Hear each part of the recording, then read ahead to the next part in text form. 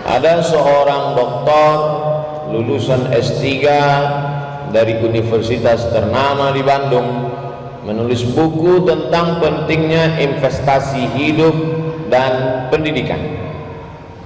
Bukunya laris, bestseller. Katanya ketika anak masih kecil-kecil, kalau ada kelebihan dana, mulailah membeli rumah. Rumah ini dicicil 10 tahun, 15 tahun, 20 tahun. Nanti ketika anak sudah tamat SMA, maka rumah lunas dan bisa dijual. Setelah rumah dijual, bisa dipakai untuk dua. Pertama, pendidikan anak ke jenjang perguruan tinggi S1, S2, S3. Sisanya bisa dipakai untuk modal usaha. Ramai-ramai orang mengikuti saran ini, dan yang menulis buku pun berhasil. Anak yang pertama sudah lulus di Amerika dengan predikat cum laude, sarjana terbaik, bahasa Inggrisnya mantap, dan diterima bekerja di luar. Anak kedua begitu juga, baru saja diterima dengan karir yang memuaskan hati orang tua. Anak paling kecil masih dalam proses pendidikan. Kemana kemari seminar menceritakan tentang keberhasilan, rumah megah, mobil mewah, jalan-jalan ke luar negeri, hidup nyaman, tentram dan damai.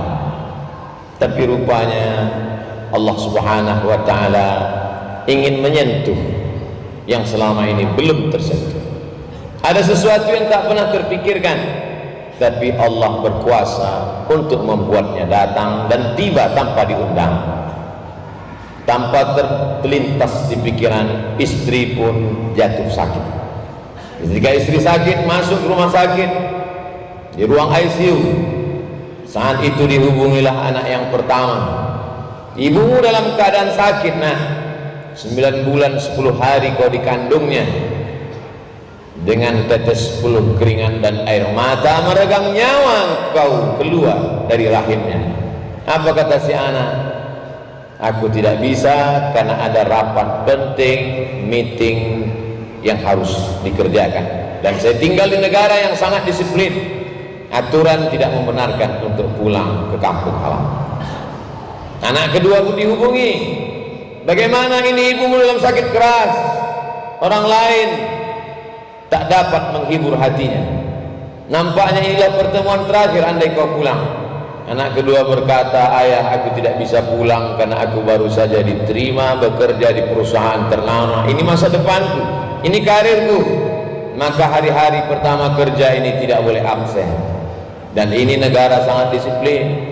Mereka tidak tahu menahu apa yang terjadi pada karyawannya, maka mesti tetap bekerja. Tinggal lagi satu harapan, anak terkecil yang terakhir. Ternyata harapan itu pun juga pupus, hilang, terbang melayang, karena anak terkecil mendapatkan beasiswa dengan ikatan yang begitu ketat, tidak boleh meninggalkan bangku kuliah. Malaikat maut tidak menunggu, nyawa tetap berpisah keluar dari jasad dalam keadaan ramai di tengah kesepian. Orang lain banyak datang, tapi anak yang diharapkan membisikkan ke telinga, la ilaha illallah Muhammadur Rasulullah, anak yang mestinya membacakan ayat-ayat Allah ketika roh akan keluar dari jasad, seperti tebasan pedang di tempat yang sama beratus kali, seperti kambing yang dikuliti hidup-hidup, seperti mata kail pancing yang ditarik dari kulit yang basah, tak dapat meringankan permohonan terakhir sakratul maut. Apa mau dikata, nasi sudah menjadi bubur. Akhirnya jenazah itu dibawa juga ke liang kubur, pusara ditutup, air mata menetes, bukan karena kematian, tapi karena buah hati belayan jiwa tak seperti yang diharapkan. Ternyata kesuksesan belum tentu melahirkan kebahagiaan. Renungan panjang akhirnya sang penulis buku meminta kepada semua tokoh yang menulis bukunya supaya buku itu ditarik kembali, karena dia tidak ingin orang lain merasakan perasaan yang sama yang dia rasakan, bahwa ada sesuatu yang tidak bisa dibeli dengan uang. Tidak semuanya bisa dihargai dengan materi. Ada penyesalan panjang, air mata darah, tak mengembalikan kehidupan. Kita hanya dapat mengambil pelajaran. Itu yang dipesankan Abu Darda, sahabat Nabi yang mulia, tafakkur sa'at, berpikir sesaat, khairun min qiyami lailah, lebih baik daripada tahajud sepanjang malam. Salahkah anak kita sekolah ke luar negeri? Tidak salah, tapi bekalilah dalam kepalanya Al-Quran dan Sunnah. Salahkah dia hebat menjadi orang yang berkarir bahasa Inggris luar biasa? Tak salah, tapi tanamkanlah dalam kepalanya bahasa Arab, mengerti akhlak, sopan santun, tata krama, budi bahasa. Halaka mar'un lam ya'rif qadrahu, orang celaka bukan orang miskin susah melarat, orang celaka orang yang tak tahu siapa jati dirinya.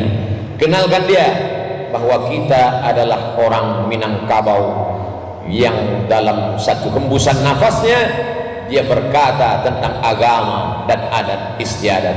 Adat basandi syara, syara basandi kitabullah. Ajarkanlah kepada dia bahwa kau akan mati, nah. Hidup hanya sebagai tempat persinggahan. Panas terik bernaung di bawah kayu yang rindang, sementara matahari condong. Tiba masanya kita akan berlalu. Kalau kapal sudah penuh muatan, maka berlayar tak dapat dielakkan. Sampaikanlah kepada kita bahwa dunia ini bukan tujuan. Sampaikan kepada mereka bahwa kita hanya singgah sejenak. Setelah itu kita akan berlalu ke tempat yang penuh dengan keabadian.